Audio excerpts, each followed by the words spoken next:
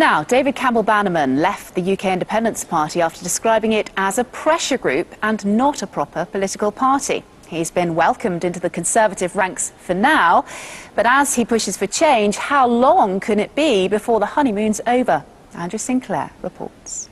There's a new member joining our group, Mr. David Campbell-Bannerman, MEP. And with that, the former member of UKIP was received into the Conservative fold, warmly greeted by his new colleagues in the European Conservatives and Reformists group. I just want to say that I hope I'm going to be a hard-working member for you in ECR and represent the people, good people of the Eastern region to the best of my ability. Thank you very much. Thank you. Thank you. I've had a very warm welcome from the Conservative Party, from a lot of old friends. Obviously I've upset people in UKIP, but the point is I still am 101% behind withdrawal from the European Union. I haven't changed my views on that. 2 years ago he was the toast of UKIP, a thinking man who was going to give the party credibility.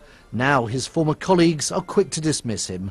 Nobody really knew who he was. He was an MEP. There would be a bigger reaction if one of our councillors was to go and defect to the Conservatives, which they are not going to do. It's cost him a lot of friends, and he's having to borrow Andrew Lansley's boardroom for an office. But the MEP has no regrets, and he's already started rocking the Tory boat. In an article for Conservative Home, he said he would try to persuade the party to change its policy on Europe. UKIP was no more than a pressure group, he said. The Conservatives are the true Eurosceptics. The sovereignty bill is welcome, the robust stance by David Cameron on the budget negotiations, that's all welcome, that's very Eurosceptic. But that's not pulling out of Europe.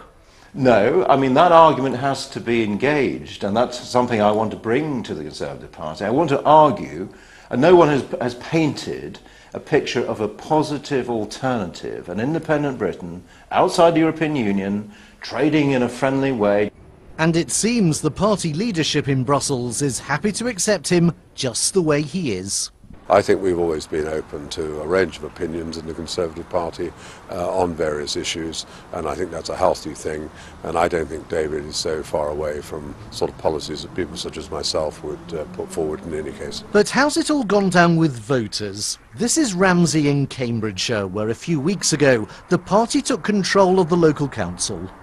Shouldn't change size like that just after being elected, should you? You know, it's ridiculous. I don't think much of that at all. In fact, I hope we don't do very good in the Tories. From a personal perspective, it's, you know, it's heartbreaking, but from a political point of view, it's business as normal, and we are building this party up. And for David to go off and say we're just a pressure group, then what's he been part of for the last 5 years? You know, he built our domestic policies up. It was the party's decision to remove those policies from its website that proved the final straw for Mr. Campbell-Bannerman.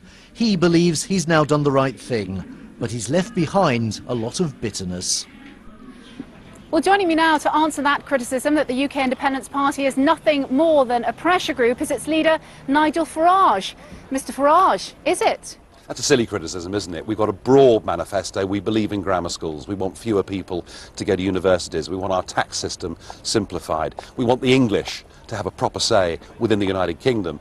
We are a party with a full range of policies, and we're campaigning not just at European, but at national and at local level, as you've seen in Ramsey, where we've now got the mayor. So that accusation is just frankly ludicrous. Let's talk about the defection of David Campbell-Bannerman. Your former deputy leader wrote your general election manifesto last year. This is a bitter blow for your party, isn't it? Always disappointing to lose people, but I think Mr. Bannerman had been, let's say, a disappointment, particularly to our members in the East. And look, this is not a defection about principle.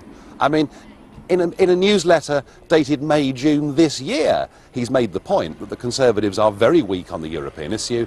This is a defection that is purely about his career. Whilst it's disappointing, we will just shrug our shoulders, ignore him and move on. Now, obviously, in the local elections recently, you didn't achieve the gains that you were looking for on the North Norfolk coast, but you did acquire Ramsey Town Council in Cambridgeshire. So how do you see your performance in the Eastern region now?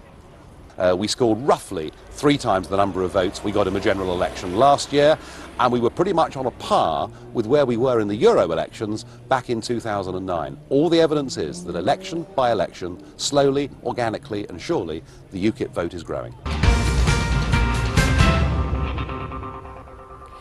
Now, you may not know it, but in the East, around 2 million eggs a day are laid. And in fact, egg production represents a fifth of farming output for the eastern counties.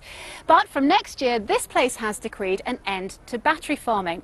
And that's led some of our farmers to hold crisis talks with European Commission officials because they believe their livelihoods are being put at risk. Why?